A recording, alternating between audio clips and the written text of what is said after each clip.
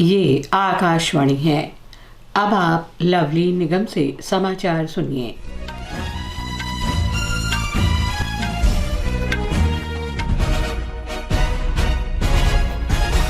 प्रधानमंत्री नरेंद्र मोदी नई दिल्ली के करियप्पा परेड ग्राउंड में वार्षिक एनसीसी पीएम रैली को संबोधित कर रहे हैं। इस दौरान अमृत काल की एनसीसी विषय पर एक सांस्कृतिक कार्यक्रम प्रस्तुत किया जाएगा, जिसमें अमृत पीढ़ी के योगदान और सशक्तिकरण का प्रदर्शन होगा। 2200 से अधिक एनसीसी कैडेट्स और 24 देशों के युवा कैडेट रैली में शामिल होंगे।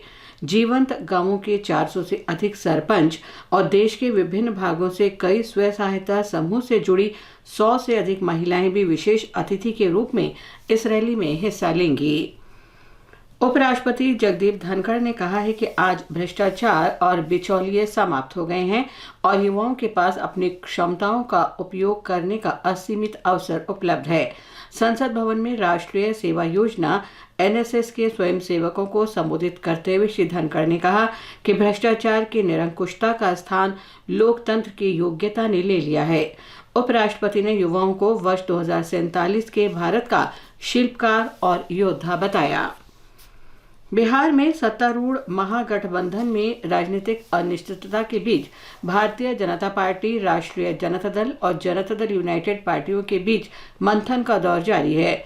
इस बात को लेकर अटकलबाजियों का जोर चल रहा है कि कुछ ही दिनों में बिहार में जनता दल यूनाइटेड और राष्ट्रीय जनता दल की सरकार गिर जाएगी और नए राजनीतिक समीकरण बनेंगे। भाजपा और आरजेडी ने वर्तमान राजनीतिक परिदृश्य पर चर्चा करने के लिए आज पटना में अपने वरिष्ठ नेताओं और विधायकों की महत्वपूर्ण बैठक बुलाई है। जेडीयू कल अपने विधायकों और सांसदों के साथ बैठक करेगी। भारतीय जनता पार्टी ने लोकसभा चुनाव को लेकर राज्यों और केंद्र शासित प्रदेशों के लिए चुनाव प्रभारी और सह प्रभारियों की नियुक्ति की है। श्री बैजयंत पांडा को उत्तर प्रदेश का नया चुनाव प्रभारी बनाया गया है। श्री विनोद तावड़े को बिहार और श्री लक्ष्मीकांत वाजपेयी को झारखंड का प्रभारी नियुक्त किया गया है। मुख्य न्यायाधीश डीवाई चंद्रचूड़ की अध्यक्षता में आज सर्वोच्च न्यायालय ने एक विशेष बैठक में पश्चिम बंगाल फर्जी प्रमाण पत्र घोटाला मामले में कलकत्ता उच्च न्यायालय के समक्ष सभी कार्रवाई पर रोक लगा दी है। शीर्ष न्यायालय ने इस संबंध में राज्य सरकार और अन्य को नोटिस भी जारी किया है। मामले की अगली सुनवाई 29 जनवरी को होगी।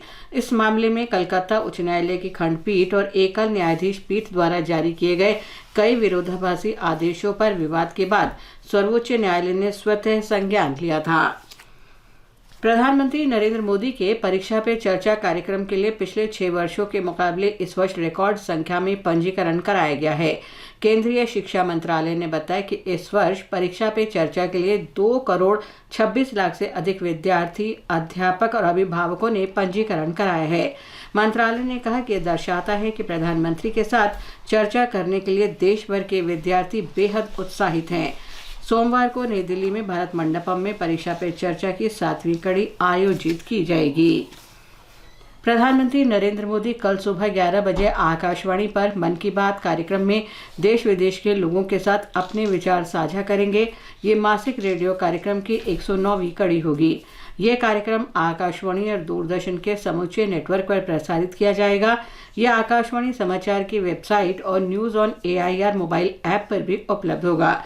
मन की बात कार्यक्रम का आकाशवाणी समाचार, दूरदर्शन समाचार, प्रधानमंत्री कार्यालय और सूचना तथा प्रसारण मंत्रालय के YouTube चैनलों पर सीधा प्रसारण किया जाएगा।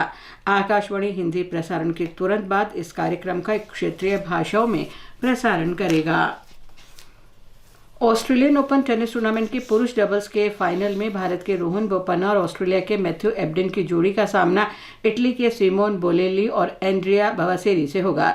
सेमीफाइनल में रोहन और एबडन की जोड़ी ने चीन के जांग और चेक गणराज्य के थॉमस मेकॉक की जोड़ी को हराकर फाइनल में प्रवेश किया था।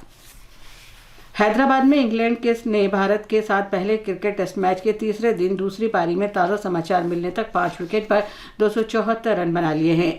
इससे पहले आज भारत की पहली पारी 436 रन पर सिमट गई थी। इसके साथ ही ये समाचार बुलेटिन समाप्त हुआ।